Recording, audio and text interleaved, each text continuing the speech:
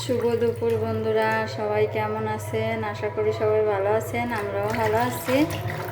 আমি হচ্ছে একটু লেবু দিয়া মাছগুলাকে ভিজাই রাখছিলাম আর কি, রস দিয়া। এখন ধুইয়ে ফেলবো। দুপুর হয়ে গেছে, 1টা বাজতে গেছে। মাছ পরিষ্কার করা হয়ে গেছে। এখন হচ্ছে আলু দিয়ে ফুলকপিটা রান্না করব। এই ফুলকপিটা কত দাম হতে পারে? এই কি এক তরকারি হয়? একজনের জন্য হলে হয়। আমি তো একজন, তার জন্য হবে না, কিন্তু 2জন হলে পারে হতো না। ফুলকপিটা 40টা টাকা নেছে। কত দরাদরির পরে 1 টাকাও কম রাখে নাই। আমরা ওই স্কুল থেকে 3-4 জনে আর কি বৌদিরা মিলে কিনতে গেছিলাম।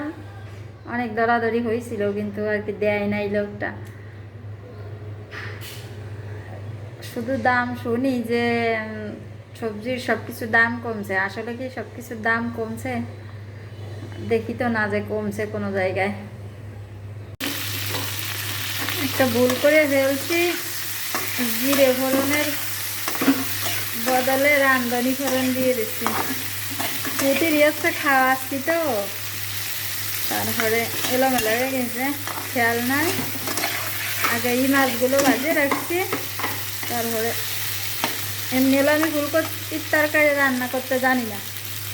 তারপরে আবার রান্ধনি ফোড়ন দিলাম। এখন জল দিয়ে দেবো, হতে থাকুক। ফুলকপি আমার তরকারি আমার কাছে ভালো লাগে, কিন্তু আমি রান্না করতে পারি না আর কি। যেরকম ভালো লাগে সেই রকম পারি না।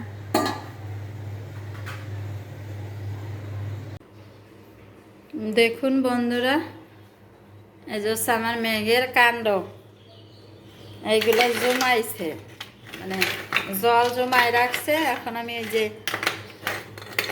এটা খুঁজে বার করতে যাইয়ে এইগুলা দেখলাম। এইগুলা ওরা 2 ভাই বোন খুব বরফ খায়।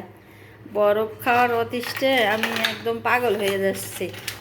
কোনো মাতেও মানা করে শোনানো যায় না।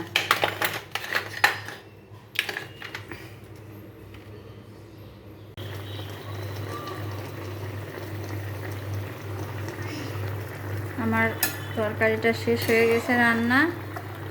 মেয়েকেও চলে আসছে প্রাইভেট থেকে। এখন হচ্ছে ওকে খাওয়াই দেবো স্নান করাইয়া। জানি না আজকে এই তরকারিটা কেমন খেতে লাগবে, আগে কোনোদিন খাই নাই তো। যাই হোক বন্ধুরা, আমার ভিডিওটা যদি ভালো লাগে থাকে অবশ্যই লাইক কমেন্ট শেয়ার করতে ভুলবেন না। আর আজকে যে ভিডিওটা আমার নতুন দেখছেন সে অবশ্যই ফলো করে পাশে থাকবেন। আজকের মতন টাটা, সবাই ভালো থাকবেন।